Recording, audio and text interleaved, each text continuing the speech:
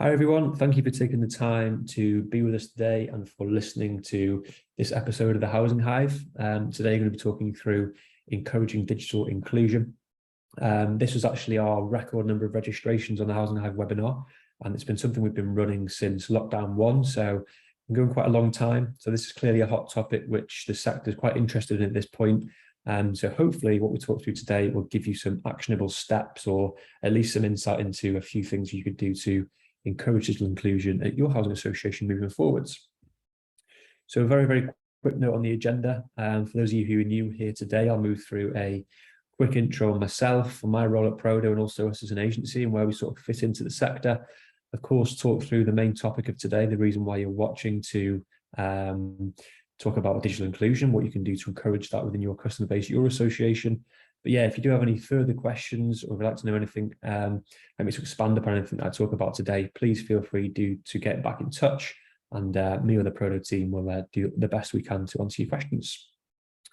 So just to start with, my name is Jacob. I'm head of sales here at Prodo. So my role and my team's function is to find, to connect with, to consult with housing professionals who are looking to transform in some way with digital, looking to improve customer experience, looking to improve internal efficiencies, solve some challenges, and generally sort of meet the ambitions from a digital point of view. We're, of course, the Housing Hive hosts. We've been running this since lockdown one, as I say, initially just to connect like-minded housing professionals together, to share ideas, collaborate on ways to use digital to aid adoption and operation, customer experience during the pandemic. But yeah, since then it's grown into this sort of mini community where we have a topic and speaker every 3 to 4 weeks. And sometimes we'll talk through topics like we are doing ourselves today. From Prodo's perspective, we are a digital transformation partner agency. We specialise in the housing sector for over 20 years. We're the authors of the Shift, How to Make Channel Shift Happen in Housing book, something we published a couple of years ago, which includes survey results from over 250 associations, key contributors, as well as a key guide from us on how best to plan and run digital channel shift projects in the sector. So if anyone would like a free copy of those, please feel free to reach out. We have an ebook version now as well. And we're also the minds behind Franklin and Frank app, which are our self-service customer portals, both web-based and native app-based, specialised for the housing sector, geared towards enhancing customer experience and hopefully streamlining internal processes as well. We run these webinars every few weeks and we've recorded every single one of them. So if you would like to revisit the talk today or any of our previous sessions, likelihood is we've covered a topic which would suit you and something you're interested in. So please feel free to visit our video hub and catch up on some great learnings from previous webinars in the past. But yeah, on to today's topic, which is digital inclusion, what it is, what you can do about it. It is a fairly wide topic with various contributing factors from different angles. So we're going to focus on 3 core pillars, which I'll talk through shortly. But as we usually do at the start, we'll start with the definition so we're on the same page for today. So essentially, digital inclusion is a process of ensuring as many people as possible can use the internet or digital solutions to perform tasks that solve their problems, answer their inquiries, or give them the information that they are looking for. But in practical terms, what this means for us operating in the housing space is essentially giving your customers and residents the capability to use online methods to reach you as a housing provider and access tenant services through things like your website, through things like chatbots, live chat, customer portals and apps, but making sure that your customers actually have access to devices, infrastructure to be able to interact with these platforms as well. So the UK government actually looks at 3 main dimensions, or I suppose 3 core pillars of digital inclusion. So what do we mean by providing the capability to digitally engage? This is the aspect which can take many forms, and I'm sure a lot of you are approaching this from different angles. But the first one is digital skills. So essentially the knowledge, confidence and experience for people to use digital solutions, devices and platforms to browse and use the internet. Connectivity, so having the actual access to the means of using digital, the devices and the connection to broadband, to using mobile data. And accessibility, which is the ease of use for all users to access and make use of those online services. Now, just a few stats. So BBC Media Literacy found 9.4 million adults in the UK actually lack basic digital skills. Now, you could argue that basic digital skills needs its own definition in itself, as we know that that's an evolving picture as time goes on. Security concerns continually grow. So yeah, it'd be interesting to know and understand how that figure sort of evolved over time as well, how generations move on.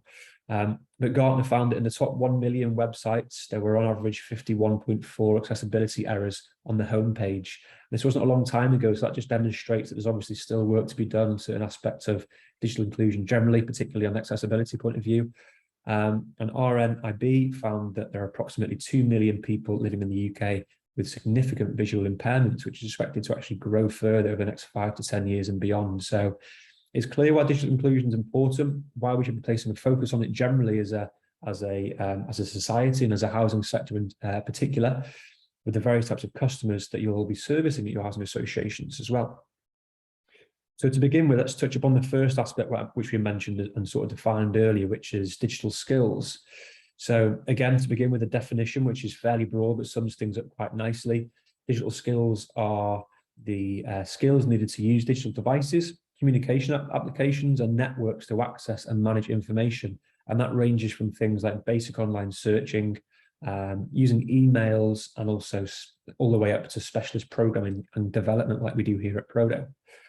But yeah, in the context for us here today, from a housing perspective, this will be things like empowering your customers to make use of your digital platforms that you've invested into and rolled out, such as, like we said a little bit earlier, website, live chat, portals, encouraging people or enabling people to pay rent online, report repairs online, report antisocial behaviour incidents online, which we would give them the freedom to self-serve 24/7, 365, rather than having to wait and call you up in sort of office hours Monday to Friday, as well as general sort of community engagement, which is something we're hearing more and more about at the moment with our customers and friends in the sector.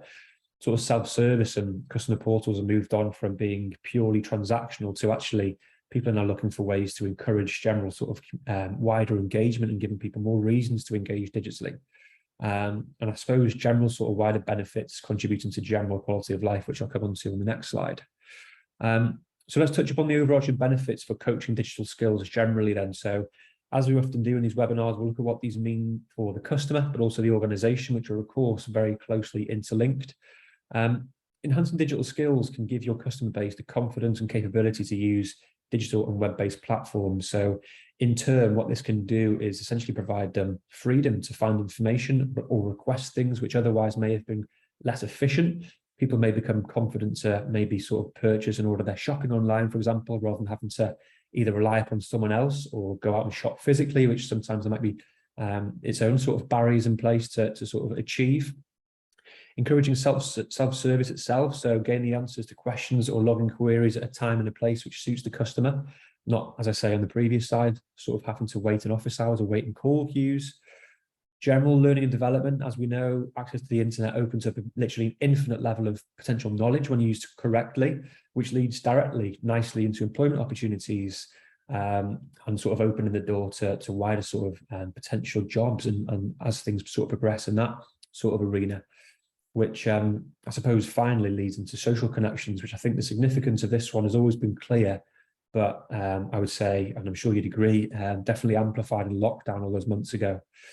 But from an organizational point of view, obviously, as I said, this is very closely interlinked, but digital skills in your residents can unlock efficient inquiry resolutions with self-service rather than having to service every single inquiry manually.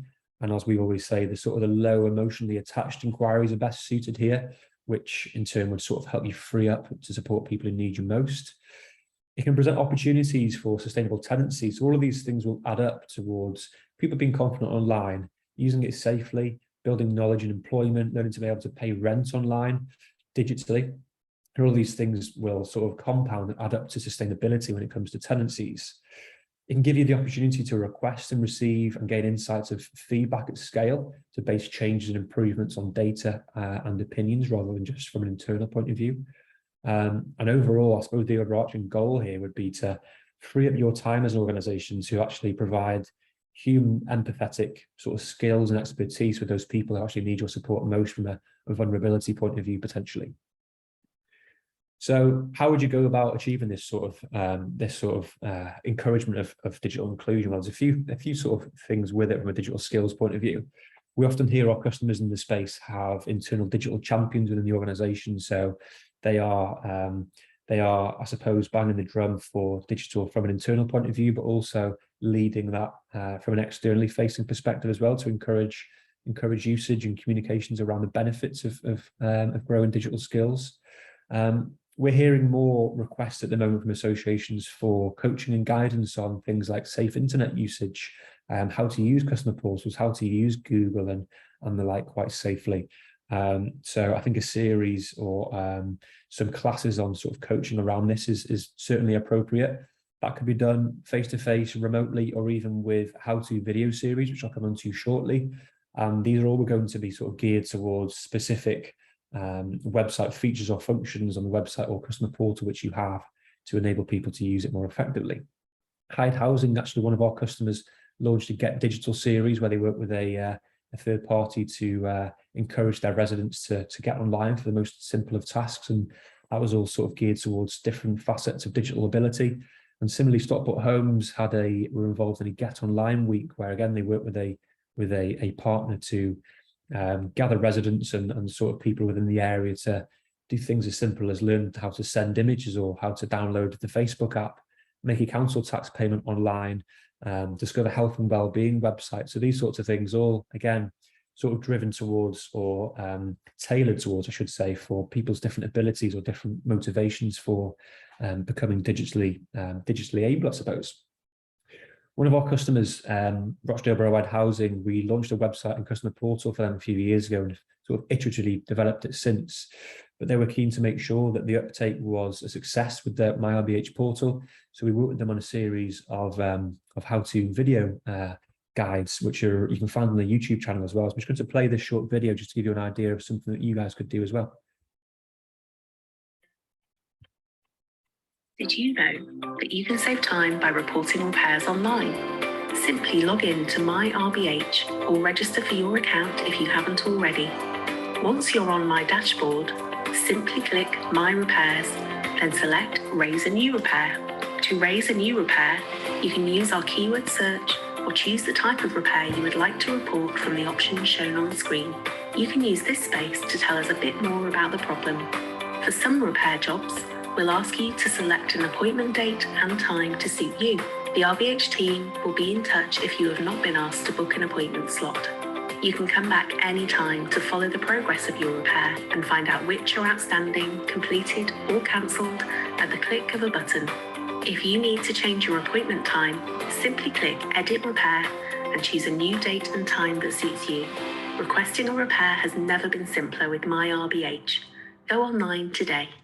So that's quite a nice, friendly example of a video guide of how to do certain things on my RBH portal, which essentially is a combination of screen recordings, animations, and a voiceover from our head of client services, Jenny, who's also my RBH's account handler as well.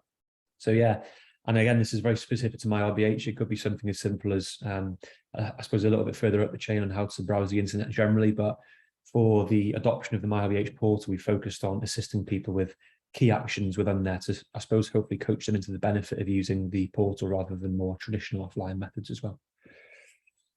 So next up comes connectivity, which we defined earlier as people having access to the infrastructure to access the internet and basically utilize it. Now, largely this can depend upon personal circumstances for individuals or segmentations of your customer base.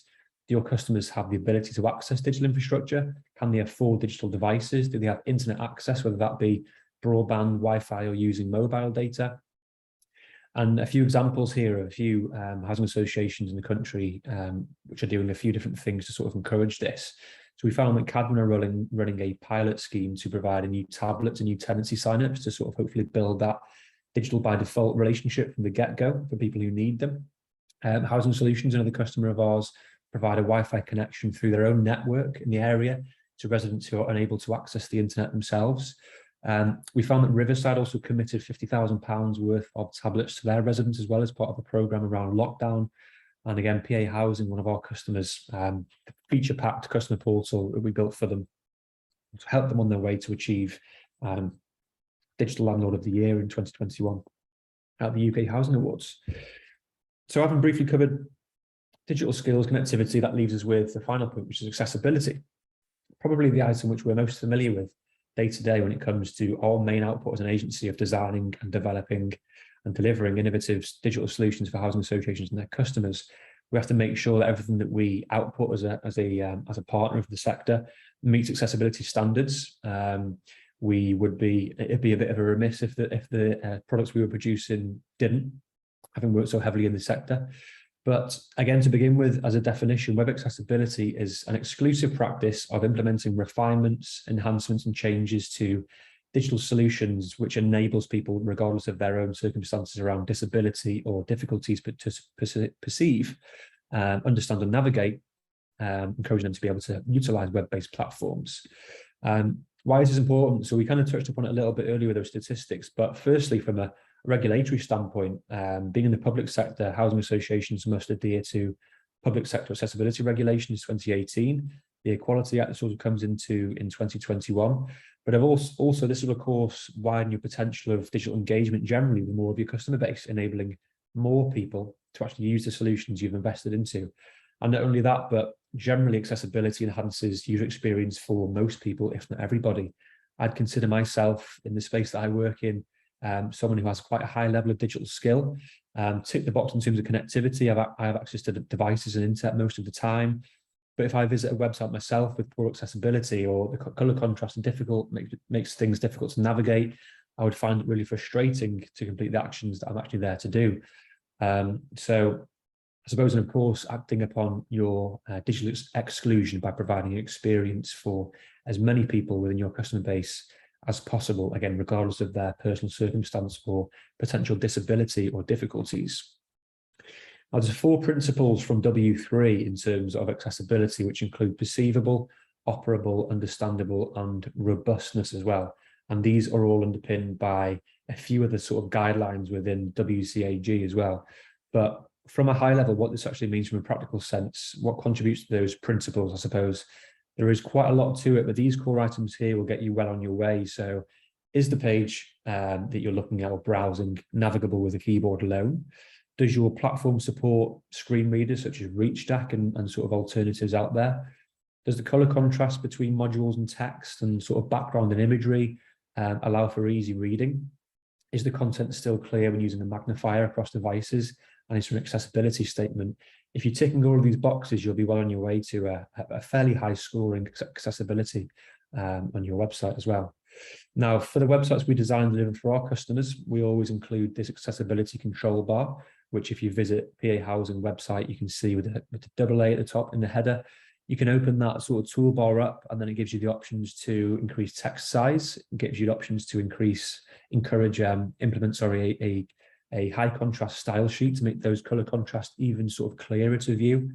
We usually introduce things like screen readers, like Browse Aloud or ReachStack as it's known now, within there as well as things like Google Translate, again, feeding back into the acting upon digital exclusion.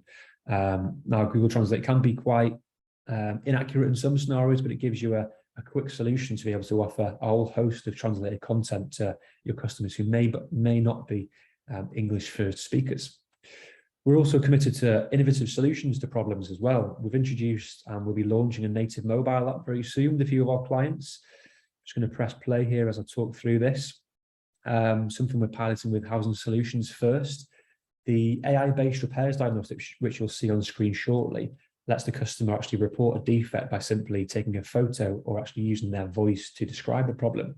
We then have built and trained, which took some serious effort, an AI model which interprets the image or the voice note, and then the user can confirm the problem and go ahead and book an appointment with the association. So what this means for the organization is a very, very standardized way of receiving repairs reports. So I suppose if you ask somebody to go describe their problem with their boiler or describe the issue they're having with a tap, you'd get 1,000 different variations to assess manually, interpret manually, and then go ahead and book. So this standardized these things from an organizational perspective. But what we also found that is upon capturing these images within the housing stock, our clients were finding an enriched asset management database. So upon receiving the repairs reports, they're building up quite a picture of actually what appliances are in these homes and which boilers are in stock, which maybe was a little bit of a gap earlier. I suppose, again, from a customer point of view, taking a photo of something or talking about it into a phone is not only very accessible, but very, very quick and very, very easy without having to move through decision tree diagnostics that we're all quite used to, which again is an option still, but making use of something like AI where it's available for this sort of purpose is certainly appropriate and something we should do. So finally, how can we help from a digital inclusion point of view?